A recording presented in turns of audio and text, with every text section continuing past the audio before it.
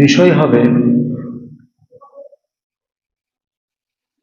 সলাতের মধ্যে খুশু এবং খুজু অর্থাৎ বিনয়ী নম্র হওয়া।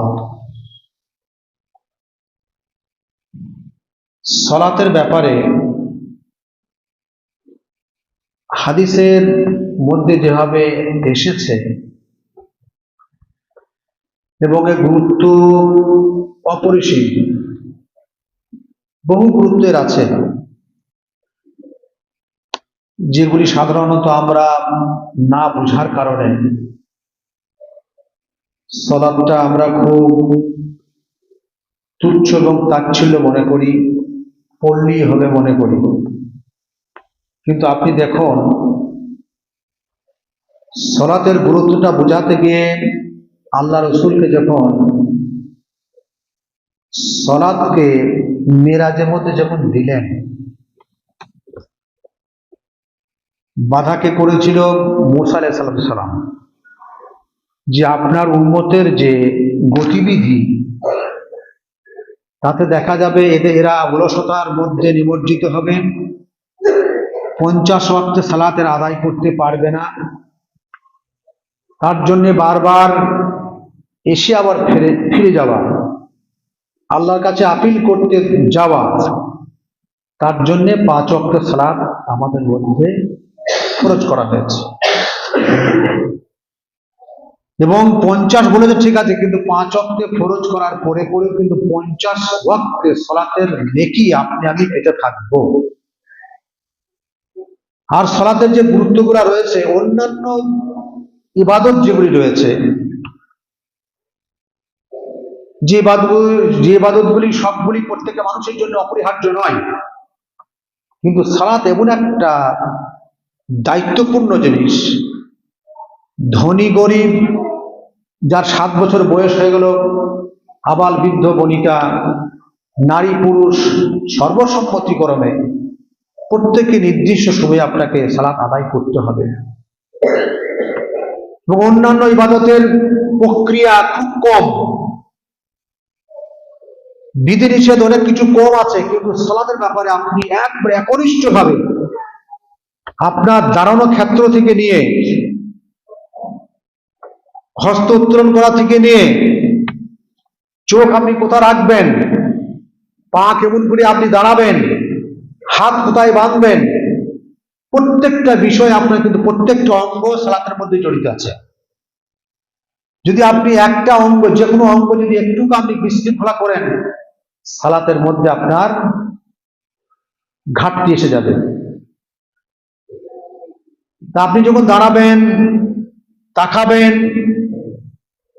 বা অনেক সময় দেখা যায় সালাতের মধ্যে অনেক মানুষ অনেক কিছু করে বসে, চুলকানি লাগলে, কাপড় লড়ে গেলে, এগুলো আমরা করে থাকি, যে কিন্তু এগুলি সমীচীন নয়। যাই হোক, সালাত আল্লাহ রাব্বুল আলামিন বলছেন, আল্লাহ বলছেন যারা সালাতকে প্রতিষ্ঠিত করে, কায়েম করে, আর কি করে, ওই আয়াতের মধ্যে এসেছে, এবং যারা সালাতের পরে পরে তাদেরকে যা প্রদান করা হয়েছে তার থেকে তারা কিছু খরচ করে। দুটি বিষয় বললেন, দিব উলাইকা হুমুল মুমিনুনা হাক্কা।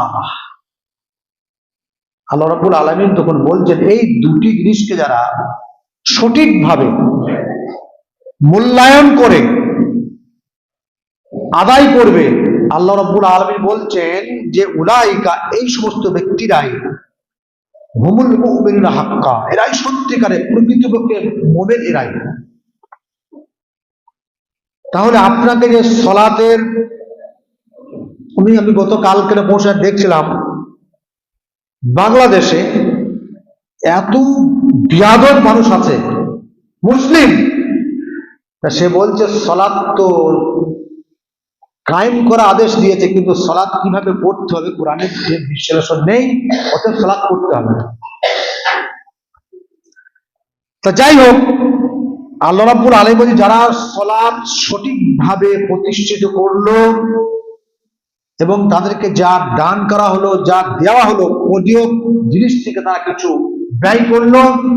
আল্লাহ বললেন উলাইকা হুমুল মুমিনুনা হাক্কা, এই সমস্ত ব্যক্তিরা সঠিক মুমিনেরাই, সত্যিকারের মুমিনেরাই, প্রকৃতপক্ষে মুমিন এরাই। আয়াত নম্বর সূরা আনফাল আয়াত নম্বর 2 কিংবা 2 থেকে 4 পর্যন্ত কয়েকটি আয়াত আছে। এবার আপনি আসুন হাদিসে কি বলছে। বুনিয়াল ইসলাম আলা খামসিন, ইসলামের ভিত হচ্ছে 5টি। আমরা ছোটবেলা থেকে শুনে আসছি, কিন্তু কার্যত আমলে আমরা পরিণত করতে পারি না। তাহলে ইসলামের যদি বুনিয়াদ 5টি হয়, তার মধ্যে একটা কি? শাহাদাত আল্লাহ ইলাহা ইল্লাল্লাহ, আল্লাহ ছাড়া কোনো সত্য উপাস্য নেই, এইটা আমাদের জানা বা মানা। 3টি জিনিস আছে এখানে, ওদিকে আমি যাচ্ছি না। ওয়ান্না মুহাম্মদ আব্দুহু ওয়া রাসূলুহু, এবং মুহাম্মদ সাল্লাল্লাহু আলাইহি ওয়াসাল্লাম তার প্রেরিত দূত বা রাসূল। তারপরে বলছেন ওয়া ইকামিস সালাহ, তাহলে 5টার মধ্যে একটা বলছে ইকামিস সালাত, সালাত প্রতিষ্ঠিত করা। এটা কত নম্বরে পড়লো? 3য় নম্বরে। আর কি বললেন? ওয়া ইতিয়াজ যাকাত, 4র্থ নম্বরে কি বললেন? যাকাত দেওয়া। ওয়াল হজ ওয়া সাওম ওয়া রমাজান, এবং হজ পালন করা এবং রমজান মাসে সাওম পালন করা। 5টা ভিত দিয়েছেন। যদি 5টার মধ্যে কিন্তু সবার জন্য এটা প্রযোজ্য নয়, একটা কিন্তু সবার জন্য প্রযোজ্য, যেটা আমি পূর্বে বললাম, ইকামিস সালাত। হাদিসটা এসেছে বুখারী। আমি নেব ইকামিস সালাতটা। যদি আমরা সালাতের মধ্যে উদাসীন হই, পড়বো এরকম মনোবাসনা যদি হয়, তার জন্য আপনাকে আয়াত দিতে হবে। আল্লাহ রাব্বুল আলামিন বলছেন ফাওয়াইলুল লিল মুসাল্লিন, এই আয়াতটা আমরা সকলেই পড়ি, সূরা মাউন থেকে আছে, ফাওয়াইলুল লিল মুসাল্লিন। আল্লাহ বলছেন ওই সমস্ত মুসাল্লিদের জন্য ওয়াইল নামক দোজখ রেডি করা আছে। তাহলে নামাজ সালাত আদায় করার পরেও কেন ওয়াইলে যেতে হবে? তাহলে নামাজের মধ্যে আমাদের একগ্রতা নেই। নামাজে যে সিস্টেমটি আছে, রসুল থেকে পড়িয়েও যে জিনিসগুলি আপনাকে অনুমতি দিয়েছেন, সেইগুলি যদি আমার মধ্যে না বাস্তবায়ন থাকে, তাহলে আপনাকে আমাকে অনায়াসে ওয়াইল নামক দোজখে যেতে হবে। বললেন আল্লাযিনা হুম আন সালাতিহিম সাহুন, কারা যাবে? ওই সমস্ত ব্যক্তিরা যাবে যারা কি করে? আল্লাযিনা, যারা হুম আন সালাতিহিম সাহুন, নামাজের মধ্যে উদাসীন। আমি সালাত আদায় করে সালাতে দাঁড়ালাম, আমার মনটা কিন্তু অন্যদিকে আছে। উদাসীন বলতে আমি সেখানে অনেক রকম আলোচনা আসতে পারে। হাদিসে এসেছে আল্লাহ রাসূলকে বলছে, রাসূল সাহাবায়ে বলছেন ইয়া রাসূলুল্লাহ, সালাতের মধ্যে যখন দাঁড়াই, তখন দেখা যায় দুনিয়াবি নানান চিন্তা আমাদের কাছে এসে হাজির হয়ে যায়। তাই এই অবস্থায় আমি কি করব? আল্লাহ রাসূল বললেন, যখনই ওই চিন্তাটা আসবে তখনই তোমাকে কাট আপ করতে হবে। একবারে একাগ্র চিত্রে, মানে আল্লাহকে আমি দেখছি কিংবা আল্লাহ আমাকে দেখছে, এই স্মরণটা তোমাকে মনে মনে আনতে হবে। এবং এমন ভাবে ভয় ভীতি সঞ্চার মনের মধ্যে আনতে হবে যে ভীতিটা কাজ করবে। কোনটাই? শয়তান সেখান থেকে পালিয়ে যাবে, পলায়ন করবে। তারপরে আল্লাযিনা হুম আন সালাতিহিম সাহুন, যারা নামাজে উদাসীন, গাফলাতি, দাঁড়িয়ে চুলকায়, হাত চুলকায়, পা চুলকায়, কাপড় মানে ঠিক করতে থাকে, ইত্যাদি ইত্যাদি, পায়ে মশা লাগলে একটু মানে রোগড়তে লাগে, ইত্যাদি ইত্যাদি করে। এগুলি কিন্তু নামাজের মধ্যে নয়, সাহুন মধ্যে করছে। তাহলে যারা কি করলাম? নামাজের মধ্যে উদাসীন, একগ্র চিত্র নাই, তারাই যাবে ওয়াইল নামক জাহান্নামে। আর কি বলে আল্লাযিনা হুম ইউরাউন, অনেক মানুষ আছে দেখবেন সালাত পড়তে আসে চাপে পড়ে, বাড়িতে মেহমান এসেছে, হয়তো তার সেই ফ্যামিলিটা খুব নামাজি ফ্যামিলি, সালাত তার আদায় করে, সালাত ছাড়া তার কিছু বোঝে না। সেই মৌকায় আপনি পড়ে গেছেন, না গেলে বিয়ায় আমার রাগ করবে, কি বলবে, এই চিন্তা ভাবনা করে কি হয়, তার সাথে আপনি মসজিদ দেখাতে নিয়ে আসেন, আপনিও অগন্তে পড়ে সালাত আদায় করেন। একে বলা হয় সাউন। রাউন্ড দেখানোর উদ্দেশ্য আসে। এই লোক দেখানো উদ্দেশ্যে সালাত আদায় করলে হবে না। এমন সময় অনেক সময় দেখা যায় মসজিদে কিংবা কোথাও সালাত যখন আদায় করে, যখন একাকী থাকে খুব তাড়াতাড়ি সেরে দেওয়ার চেষ্টা করে, যখন থেকে পিছনে কেউ ঢুকছে দেখবেন, অনেক লক্ষ্য করবেন, তখন খুব আগ্রহ চিত্তে খুব একটু বেশ লম্বা কিরাত বাড়িয়ে দেয়, আস্তে আস্তে বাড়িয়ে দেয়, খুব ধীরে সুস্থে নামাজটা আদায় করে। কিন্তু না, এটা আপনাকে হবে না। আপনাকে প্রথম থেকেই নিয়ত যখন করবেন তখন থেকে আপনাকে একবারে প্রথম থেকে শেষ অবধি একই পর্যায়ে ক্রম থাকতে হবে না। আল্লাহ রাব্বুল আলামিন বলেন আল্লাযিনা হুম ফি সালাতিহিম খাশিউন কাদ আফলাহাল মুমিনুন, সূরা মুমিন আছে। আল্লাহ রাব্বুল আলামিন বলছেন ওই সমস্ত ব্যক্তিরা পরিত্রাণ পেয়ে গেছে, কাদ আফলাহাল মুমিনুন, মুমিনরা ফালা পেয়ে গেছে, কামিয়াবি হয়ে গেছে, পরিত্রাণ পেয়ে গেছে। কারণ আল্লাযিনা হুম ফি সালাতিহিম খাশিউন, যারা নামাজের মধ্যে ভীতি সঞ্চার করেছে, সালাতের মধ্যে দাঁড়িয়ে নম্রতা, ভদ্রতা, শালীনতা যত রকম আছে, নামাজে সালাতে দাঁড়ালেন আপনাকে একবারে মনে হবে খুশু খুশি এমন ভাবে হতে হবে, আপনাকে একবারে মনে এরকম ভাবে নয়, একটা মহান সৃষ্টিকর্তার সামনে আমি দাঁড়িয়ে তার সঙ্গে কথোপকথন করছি, আমি তাকে আমি আমার আবেদনটা জানাচ্ছি, তাকে আমি ইহদিনাস সিরাতাল মুস্তাকিম আল্লাহুম্মা বাঈদ বাইনি, আপনি সালাতের তাহরিমার পুরোপুরি আপনি বললেন, সেই বলাটা তিনি অ্যাকসেপ্ট করবেন, সেই বলাটা আপনাকে তো সেইভাবে হতে হবে, সেই বলার মধ্যে আপনার তো বিনয়ী হতে হবে, নম্রতা হতে হবে, ভদ্রতা দেখাতে হবে আপনাকে। চোখ বুঝে, অনেক সময় চোখ বুঝিয়ে দেয়, চোখ বুঝানো যাবে না সালাতের মধ্যে, কোনো জায়গায় চোখটা আপনি মিলাতে পারবেন, চোখ একবারে খোলা থাকতে হবে। সালাত যখন দাঁড়াবেন তখন কি হবে, যত রকম ভীতি সঞ্চার আছে আপনার মনের মধ্যে উদ্বেগ হতে হবে যে আমি আমার সৃষ্টিকর্তার সামনে দাঁড়িয়েছি, আমি এইটা চাইছি বিনয়ী ভাবে। আল্লাহ রাসূল যখন সালাত আদায় করতেন, সাহাবায়ে কেরামরা বলছেন যে কামির জাল শব্দটা এসেছে যে ফুটন্ত গরম পানি যখন আওয়াজ হয়, একটা যখন উনুনে জাল দেওয়া হয়, একটা পানি যখন ফুটতে থাকে টকবক করে একটা আওয়াজ হয়, সে আওয়াজটা কখনো কোনো সাহাবায়ে আমরা বলছেন যে আমরা আল্লাহ রাসূলের ভিতর থেকে ওই আওয়াজটা পাচ্ছি। তাহলে কেমন ভাবে তিনি নামাজ সালাত আদায় করতেন, আল্লাহ রাব্বুল আলামিনকে কেমন ভাবে তিনি চিনেছেন, সেই চিনাটা আপনার আমার মধ্যে প্রযোজ্য হতে হবে। তাই আপনাকে আমাকে সালাত করতে গেলে খাশিউন, একবার নম্রতা, ভদ্রতা, ভয়, ভীতি আপনার সঙ্গে কাজ করতে হবে। কেন কাজ করতে হবে? যে আপনি আজকে দুনিয়াতে তো মানুষে, আপনি বলবেন আমাদের সালাত কিছু কাজে আসছে না, আসবে কি করে? সালাতের মধ্যে সালাত যারা পড়তে আসছি আমরা, অনেক মানুষ এমন এমন কাজে জড়িত আছি যে কাজগুলি সালাত আপনাকে বিরত রাখতে পারছে না। ইন্নাস সালাতা তানহা আনিল ফাহশাই ওয়াল মুনকার, যত রকম অসঙ্গতি কাম আপনার দ্বারাই হচ্ছে, যার জন্য সালাতের মধ্যে আমরা কিছু নিষ্ঠতা পাচ্ছি না। সালাতের যে টেস্ট, সালাত যেমন আদায় হয়ে যাচ্ছে, আল্লাহ আমার গ্রহণ করে নিচ্ছেন, এটা কিন্তু আমি বুঝতে পারছি না। কেন? আমার অনেক রকম গলতি রয়েছে।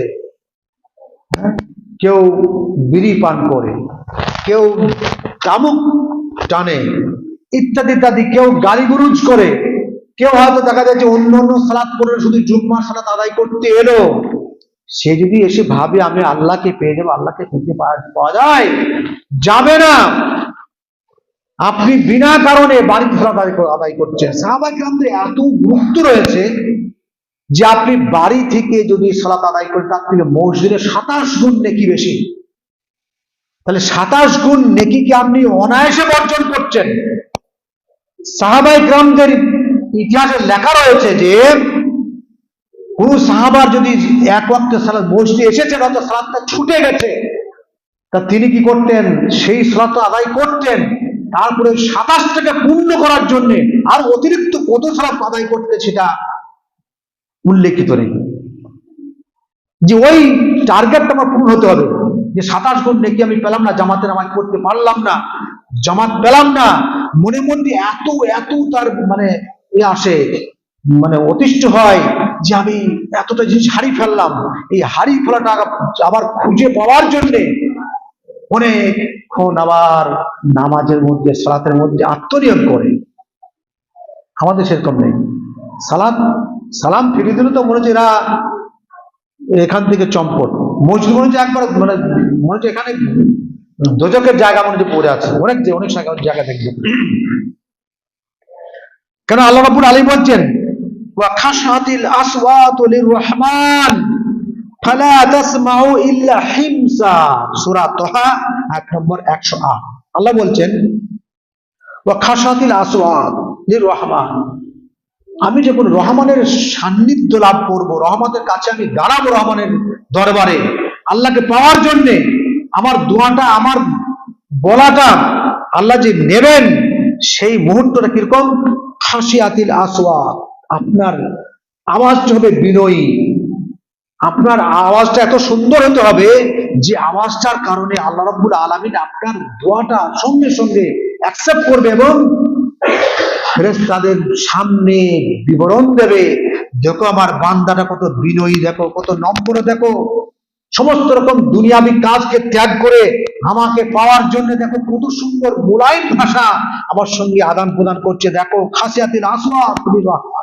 আর কি বলে ফালা তাসমাউ ইল্লা হিমসা, কোন রকম আওয়াজ নয়, কোনো আওয়াজ নয়, শুধুমাত্র একটুকু শব্দ, যেটা উঠতে বসতে যেটা হয় সেই শব্দ ব্যতিরেকে আর কোনো শব্দ নেই সেখানে। ফালা তাসমাউ, কোনো শব্দ শুনতে পাওয়া যায় না, ইল্লা হিমসা, মাত্র রাহাত, অর্থাৎ যে শব্দটা হয় হাত উত্তোলন করে কাপড় যদি অতিরিক্ত করেন একটুকু শব্দ হবে। আর আমাদের কত কি হয়, সালাত আদায় করতে গেলে কত রকম, আপনি যদি রেকর্ডিং করেন 5 ওয়াক্ত সালাত রেকর্ডিং করে দেখবেন, অনেক রকম সেখানে বিবৃতি পাওয়া যাবে। আল্লাহ বলছেন ইন্নাশা নুনাজ্জিল আলাইহিম মিনাস সামাই আয়াতান, আল্লাহ বলছেন যদি আমি আসমান থেকে কোরআনকে ডাইরেক্ট অবতীর্ণ করতাম, ইন্নাশা, যদি আমি চাইতাম, নুনাজ্জিল, অবতীর্ণ করা, আলাইহিম মিনাস সামা, আসমান থেকে কোন আয়াত বা কোরআন, তা বলছে ফাজাল্লাত আনাকুহুম লাহা খাযিঈন, আল্লাহ রাব্বুল আলামিন বলছেন তখন দেখা যেত ফাজাল্লাত আনাকুহুম, তারা তাদের গর্দানগুলি অটোমেটিক সেজদায় অবনত হয়ে যেত। যখন আমি বিশেষ ব্যক্তির জন্য কোরআনকে আয়াত অবতীর্ণ করতাম, ব্যক্তি হিসাবে যে তোমার এই টুকটি হচ্ছে আয়াত অবতীর্ণ করলাম, তখন সেই সমস্ত ব্যক্তিরা কি করত, মানে এত কোরআনে আয়াত এত মর্যাদাপূর্ণ, যেহেতু দেখেন কোরআনে আয়াত আল্লাহ রাব্বুল আলামিন বলছেন, পাহাড়কে বললেন কোরআন তোমার প্রতি অবতীর্ণ করবো, পাহাড়কে নিতে স্বীকার করলো, স্বীকারোক্তি দিল না। এই বুড়া ভালা মানুষ, এরা যা কিছু করবে অগ্রগতিরা, কোরআনের দায়িত্বরা নিয়ে নিয়েছে, দায়িত্ব নেওয়ার পরে কেন এত অবহেলিত কেন? তা আল্লাহ বলছেন যদি আমি কোরআনকে ডাইরেক্ট অবতীর্ণ করতাম ব্যক্তি হিসাবে, তাহলে কি হতো, ফাজাল্লাত আনাকুহুম, তাদের গর্দানগুলি এমন ভাবে ঝুঁকতো যে মনে হচ্ছে এরা আর গর্দান তুলবে না। সেই রকম আপনার গুণাবলী আপনার মধ্যে তৈরি করতে হবে। আল্লাহকে পাওয়ার জন্য যেরকম দরকার সিস্টেম, সেই সিস্টেমটা আপনাকে নিজে সালাতের মধ্যে আনতে হবে। এটা হচ্ছে সূরা শূরা আয়াত নম্বর 4। হাফেজ ইবনে কাইয়িম বলছেন যে এই খুশু খুজুর নামাজের মধ্যে যেটা রয়েছে, সালাতের মধ্যে যেটা রয়েছে, একগ্রতা, এরা দুটি ভাগে ভাগ করেছেন। একটা ভাগ হচ্ছে নিফাক, আর একটা ভাগ হচ্ছে ঈমান। খুশুল ঈমান আর খুশুল নিফাক। খুশুল নিফাক আপনি কি করে করবেন?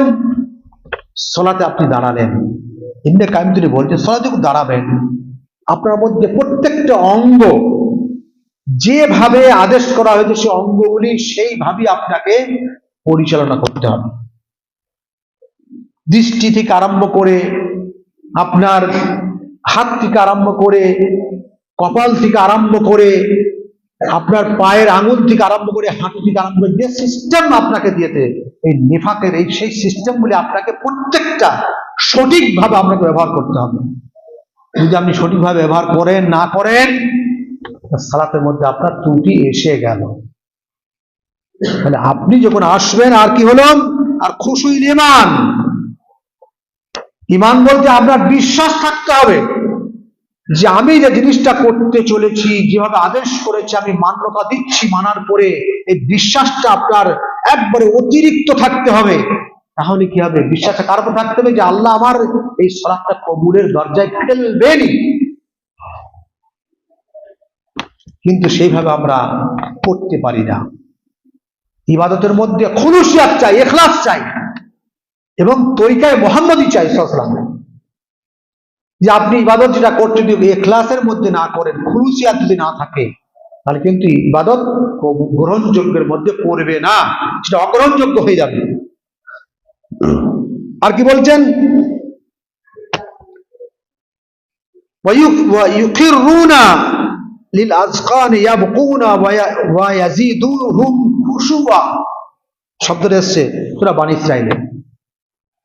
আল্লাহ রাব্বুল আলামিন বলছেন ওয়ায়ুকিরুনা লিল আযকান। মানুষ যখন আল্লাহকে পেতে চায়, সালাতের মধ্যে আল্লাহকে পাবে, মানে সে যখন দেখবে যে আল্লাহকে আমি পেতে চলেছি, আল্লাহ আমাকে দেখছেন, এতটা উদ্গ্রীব হবে যে তার অটোমেটিকলি তার এই চোখের কোণা থেকে অশ্রু বেগলিত হবে।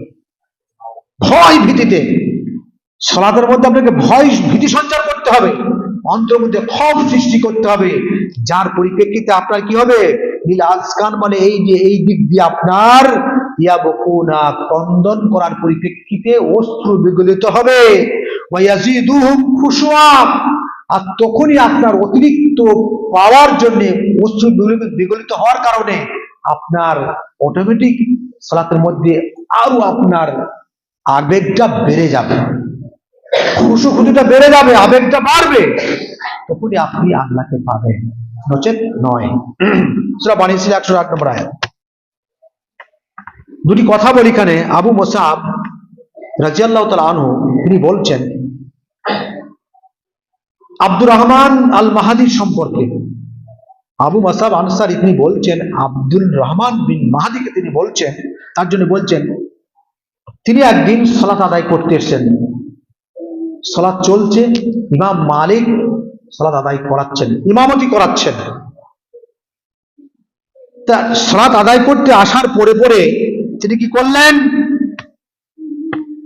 ইন্না ওয়াজাত সাওবাকা বাইনা ইয়াদাকা ফি সাফে ওয়া শাগালতিল মুসাল্লিনা বিন নাজরি। যখন এই আব্দুর রহমান বিন মাহাদি মসজিদে আসলেন সালাত আদায় করার জন্য জামাতে, তিনার কাছে একটা কাপড় ছিল, সাওবাকা, একটা কাপড়, রুমাল ছিল, রুমালটা সামনে রেখে দিয়েছেন। যখনই সামনে রেখেছেন, নতুন জিনিস এটা সামনে রাখা মানে তাদের কাছে নতুন। এটা সালাম ফিরে দেওয়ার পরে ইমাম মালিককে জিজ্ঞাসা করছেন মুসাল্লিয়ানে কেরামরা যে হুজুর, আমরা তো নতুন জিনিস দেখলাম, ইন্না ওয়াজাত সাওবাকা বাইনা ইয়াদাকা, আমরা দেখলাম একজন ব্যক্তি সে সালাত আদায় করছেন এবং সেখানে ফি সাফে প্রথম কাতারে, ওয়া শাগালতিল মুসাল্লিনা, আর মুসাল্লিরা সেই কাপড়ের দিকে দৃষ্টি নিক্ষেপ করছে। হ্যাঁ, ওয়া হাদাসাত ফি মসজিদিনা শাইয়াম মা কুননা নারিফুহু। যে জিনিসটা আমরা দেখলাম এর পূর্বে কিন্তু কখনোই আমরা দেখি নাই। যেহেতু ওই দিকে আমাদের নজরটা অতিরিক্তবার চলে যাচ্ছে, এ সম্পর্কে আপনি ফতোয়া দেন। ইমাম মালিক বলছেন যে ওকে বন্দি করে কারাগারে রাখো। কিন্তু তার সম্পর্কে ইমাম মালিক কিন্তু জানেন না ব্যক্তিটাকে। তা যাই হোক, তাকে কি হলো, বন্দি করা হলো। তাকে নিজে বন্দি করার পরে তার পরিচয় যখন জানতে পারলেন যে আব্দুর রহমান বিন মাহাদি, তিনি পরে তাকে কারাগার থেকে আনয়ন করার পরে বললেন, বলে ভাই আপনার এরকম কিভাবে হয়ে গেল? বলে এটা আমার ভুল হয়েছে, স্বীকার করলেন। যে যেটা আমি জানতাম না, ভুল হয়েছে, ভুল স্বীকারোক্তির কারণে তাকে ছেড়ে দেওয়া হলো। নামটা কি বললেন? আব্দুর রহমান বিন মাহদী। এরাও চমকিত হলো, একটা বড় মুহাদ্দিস। হ্যাঁ, জানার পরে তেনারা চমকিত হলেন যে যা ভুল তো মানুষের হতে পারে। তাহলে সামান্য একটা ভুল, যে ভুলটা একটা কাপড় খুলে সামনে রেখেছে, কিন্তু এই ব্যাপারে হাদিসের কোনো খোলাখুলি কোনো বিবৃতি এখানে নেই।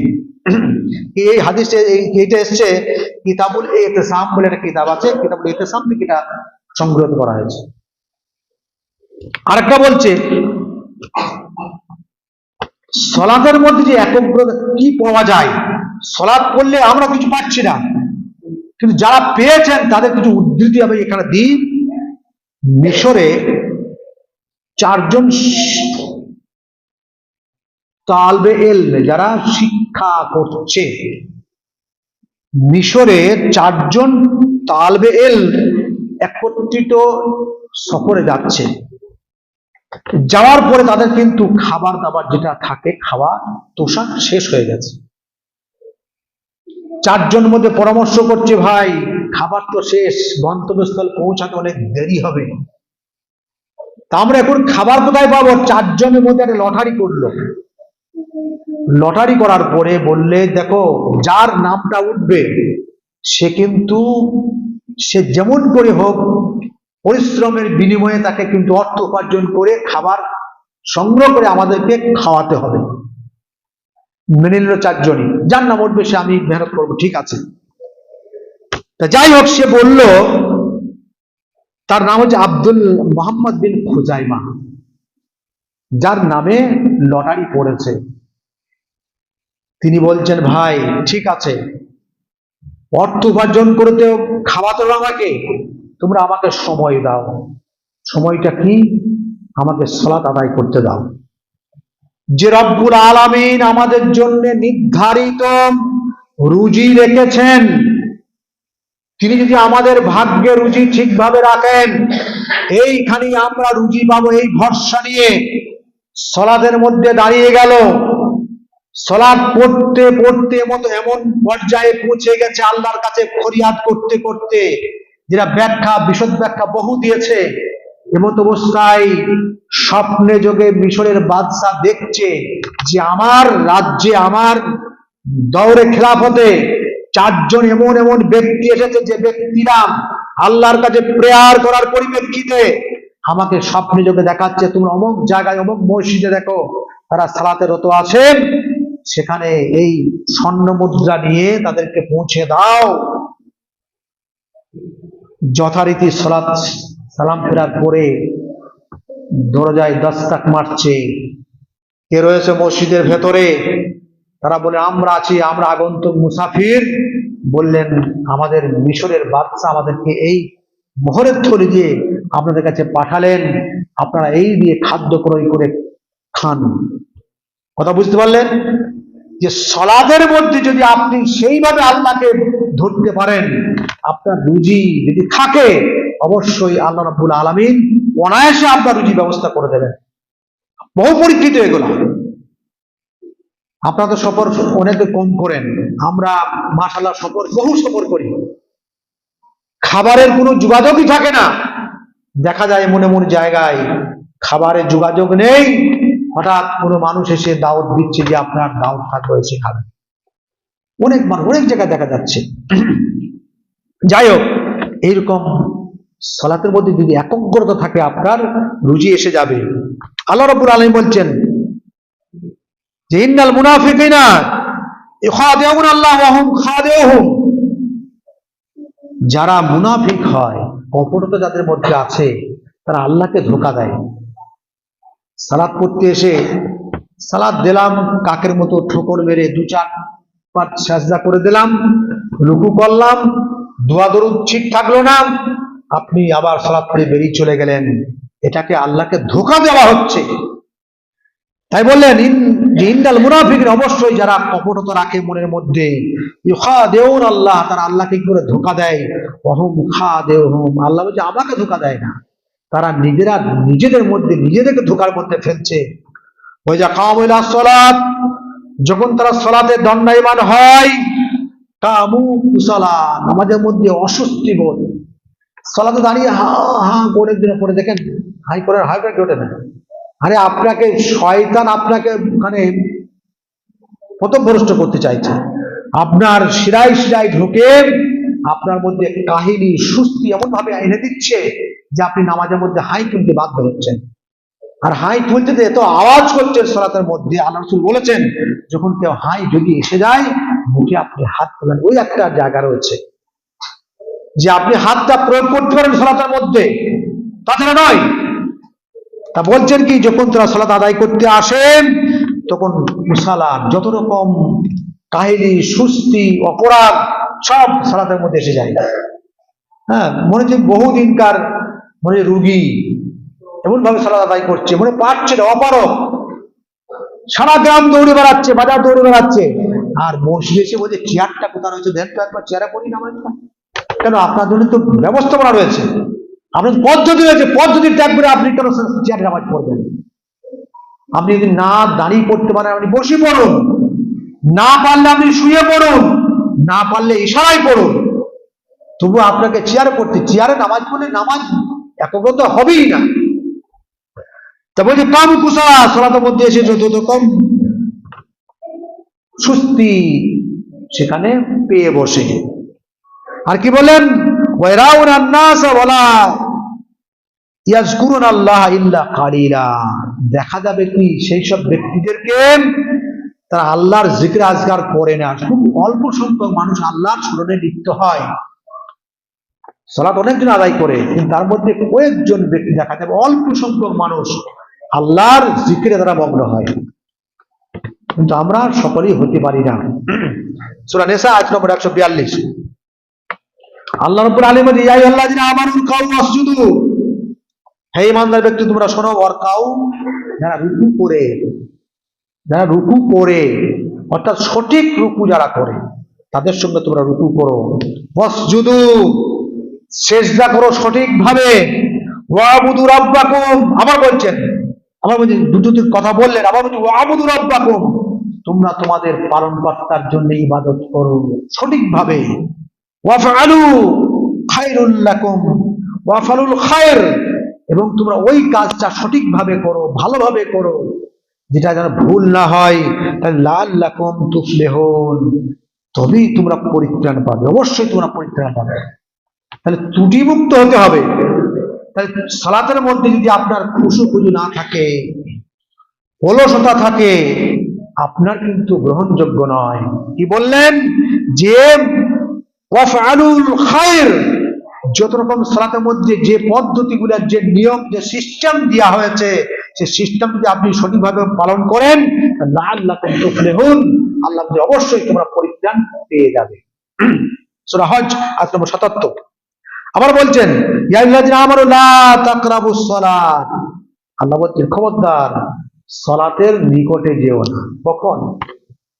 আপনি অনেক জায়গায় দেখা যায় বুঝলেন যে এমন ভাবে বিড়ি সিগারেট পান করে এসেছে, কেবল এসে সালাতে দাঁড়িয়েছে, পাশে দাঁড়ালে এত দুর্গন্ধ বের হয়, তার তো নামাজ হবেই না, তার সালাত তো আল্লাহ কবুল করবেনই না, কিন্তু ওপরের সালাতটাও ক্ষতি করতে চায়।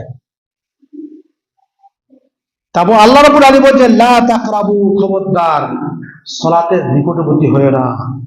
কাকে? ওয়ান্তুম সুকারা, যখন তুমি নেশাগ্রস্ত অবস্থায় থাকবে।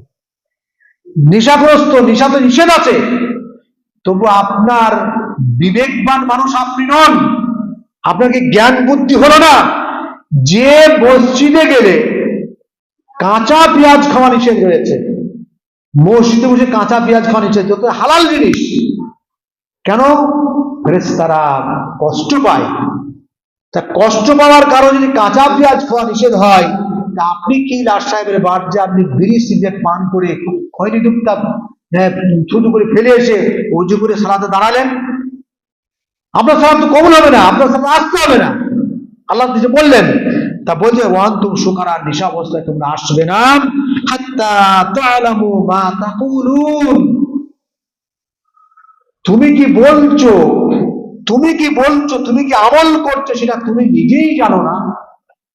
অনেক সময় কি হয়, যারা মদ্যপান করে মদ্যপান করে চলে আসে, মদ্যপান করে চলে আসলে আপনারা শাটার লাগাবেন, গেট লাগাবেন, কিন্তু যারা সুদ খেয়ে নামাজ পড়তে আসছে তাদেরকে গেট লাগান না কেন? লাগান, বন্ধ করেন, বন্ধ করেন না, না? যেহেতু সেটা লুকিয়ে চুরি হয় না, খাতা কলমে হয়, আর মদ্যপান তো প্রকাশে হয়, তার জন্য তাকে বাধা দিচ্ছেন। হ্যাঁ, বিড়ি পান করলে বাধা দিচ্ছেন, কিন্তু আরো নোংরামি কাজ মানুষের দ্বারা অনেক কিছু হয়ে যায়, সেইগুলি করে কিন্তু আপনি তাকে বাধা দেন না। আরে তাকেই তো বাধা দিতে হবে আপনাকে।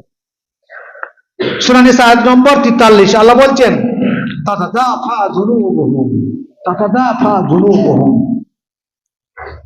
যখন আপনি বিছানা ত্যাগ করবেন, নরম বিছানা ত্যাগ করবেন, ঘুমন্ত অবস্থায় আছেন, আপনার ভয় জাগ্রত হলো, আপনি লাফিয়ে বিছানা ত্যাগ করলেন, সঠিকভাবে অজু করে এসে আল্লাহকে পাওয়ার জন্যে, আমার ভুল ত্রুটিকে মার্জনা করার জন্যে, আরো আমার আশা কিছু আছে নেওয়ার জন্যে, আল্লাহর কাছে অ্যাপ্লিকেশন জানানোর জন্যে আমি করবো সঠিকভাবে অজু করে এসে আমি বিছানা ত্যাগ করে আল্লাহকে বলবো, ইয়াদউনা রাব্বাহুম, রব্বুল আলামিন, তোমার কাছে আমি যাচাঙ্গা করছি, চাচ্ছি, দাও তুমি আমাকে। আল্লাহ প্রত্যহ দুনিয়াবি আসমানে আসেন, যে আল্লাহ বলেন, কে কে আছো গো তোমরা আমার কাছে, কে কি চেয়ে নেবে নাও, তোমার কাজের দরকার কাজ চেয়ে নাও, টাকার দরকার টাকা চাও, সন্তান দরকার সন্তান নিয়ে নাও, তোমার যদি গুনাহ মার্জনা করার দরকার হয় আমার কাছে বলে নাও, বলো একবার এসো, কাকুতি মিনতি করো একবার, আমি তোমাদের জন্য দেওয়ার জন্য আমি অপেক্ষায় রয়েছি। তোমরা এত এত ঘুমে নিমজ্জিত হয়ে রয়েছে, এই ঘুম ত্যাগ করে একবার চাইতে পারছো না আমার কাছে দেওয়ার জন্য আমি প্রসাদ নিয়ে দাঁড়িয়ে আছি। হতভাগা মুসলিম, হতভাগা নামাজি, হতভাগা সালাত আদায়কারী, রাত্রে একবার জাগরণ করে না যে আমি ঘুম ভেঙেছে, ঠিক আছে, ওযু করে দুর্গা সালাত আদায় করে আল্লাহকে বলি, রব্বুল আলামিন, আমার জীবনে অনেক ভুল হয়েছে, অনেক কিছু করেছি, অনেক ত্রুটি করেছি, ত্রুটিকে মুক্ত তুমি করে দাও, একবার নির্মূল করে দাও, সেগুলি নেকিতে পরিপূর্ণ করে দাও। এই বাক্যটা আমরা বলতে পারছি না, হতভাগা আমরা। তা বলছেন, তাতাজাফা জুনুবুহুম আনিল মাজাজি, মাজাজি মানে বিছানা, কক্ষ ত্যাগ করলো, ইয়াদউনা রাব্বাহুম, আল্লাহর কাছে কি বললো, রব, খাউফান ওয়া তামা, ভয় ভীতি নিয়ে, লালচ নিয়ে, আগ্রহ নিয়ে, অধীর আগ্রহে আপনাকে বলতে হবে, আমি তোমাকে পাওয়ার জন্য আমার অন্তর চাচ্ছে, আজকে তো চাচ্ছে, আবার জান্নাতের সর্বশ্রেষ্ঠ নিয়ামত আমরা দেখবো তোমাকে, তোমার দিদারটা। যে দিদারকে পেতে গেলে আপনাকে লালচি হতে হবে, লালচ হতে হবে। অনেক কিছু খাওয়ার জন্য মানুষ উদ্গ্রীব হয় কি হয় না? যেখানে তৈরি হয়, যেখানে গ্রামে না তৈরি হয়, সারা চলে যাবে, আমার মন ইচ্ছা জাগছে কিন্তু খাবো, তার জন্য পয়সার বিনিময়ে সেখানে ব্যয় করতে যাবেন। কিন্তু আল্লাহকে পাওয়ার জন্য যে লালসটা দরকার, আগ্রহটা দরকার, সেই আগ্রহটাকে আমি জাগ্রত করুন, তবেই তো আপনি আল্লাহকে পাবেন। এবং যারা আল্লাহ দেওয়া জিনিস থেকে তারা কি করে খরচ করে, ওয়াসজুদু, আল্লাহ বলছে ওয়াসজুদু ওয়াক্তারিব, আল্লাহকে পেতে গেলে সেজদা করতে হবে, আল্লাহর নৈকট্য লাভ করতে গেলে সেজদা করতে হবে, অতিরিক্ত সেজদা। সব থেকে আল্লাহকে নিকটে পেতে গেলে আপনাকে সেজদার মধ্যে, আপনাকে যত দোয়া আপনি বলেন সেজদা যাবেন, কিন্তু আল্লাহর নিকটের স্থান সব থেকে সেজদা। যে আমি আল্লাহ রুকুতে কিছু করতে পারি, দণ্ডায়মান অবস্থায় কিছু পেলাম না, রুকু করে পেলাম না, একবারে মাথা ঠুকে দিলাম, আমি মাথা নত করে দিলাম তোমার কাছে, নত জানুকে, আল্লাহ তুমি আমাকে দাও, নচেত আমার কিছু করার নাই, যেহেতু তুমি গাফুরুর রাহিম, তুমি গাফুরুর রাহিম। অতএব নামাজের মধ্যে একগ্রতা সৃষ্টি করতে হবে, সালাতের মধ্যে এসে ধৈর্য হারা হলে হবে না। হ্যাঁ, অনেক সময় ধৈর্য হারা হতে হয়, যদি মহিলারা নামাজ পড়তে আসে মসজিদে, বাচ্চারা ক্রন্দন করছে, ইমামের দায়িত্ব আছে তখন সালাতটাকে ছোট করে দেওয়া, যে যেহেতু মহিলাদের অন্তর একটু দ্বিধা সংকট হবে বলে আল্লাহ বলছেন, মহিলাদের নামাজ পড়ালে বা নামাজে আসলে নামাজটাকে ছোট করতে, যাতে তাড়াতাড়ি করে বাচ্চারা ক্রন্দনটা বন্ধ হয়। তাই বলবো ভাইরা আমার, অন্তর সালাতে মনোযোগী হন, অমনোযোগী হবেন না। সালাত এমন একটা জিনিস, আর সালাত ইমাদুদ্দিন, এই সালাত আপনার সঠিক যদি না হয়, ফাইন সালিহাত সালিহাত সাইরু আমালিহি, যদি আপনার কিয়ামতের মাঠে শুধুমাত্র সলাতের হিসাবটা যদি সঠিকভাবে আপনার হয়ে যায়, তাহলে আপনার আর কোনো হিসাব লাগবে না। আর যদি সলাতটা আপনার ত্রুটিযুক্ত হয়, আল্লাহর কাছে গ্রহণযোগ্য হয়নি, তাহলে আপনার সমস্ত আমলকে আপনার কাছে আনয়ন করা হবে। তুমি সলাত তো হয়নি, ঠিক আছে, আর অন্য আমল দেখা হোক, সেটাও ফেলিওর ফেলিওর ফেলিওর, শেষকালে দেখা যাবে জাহান্নাম ছাড়া কোথাও নেই। অতএব সলাতটাকে পরিমার্জিত করে সঠিকভাবে মূল্যায়ন করে, কিভাবে সলাত পড়লে সেই কিতাব অধ্যয়ন করে, যদি না জানেন ইমামদের কাছে জেনে নিয়ে সঠিকভাবে সলাত আদায় করুন।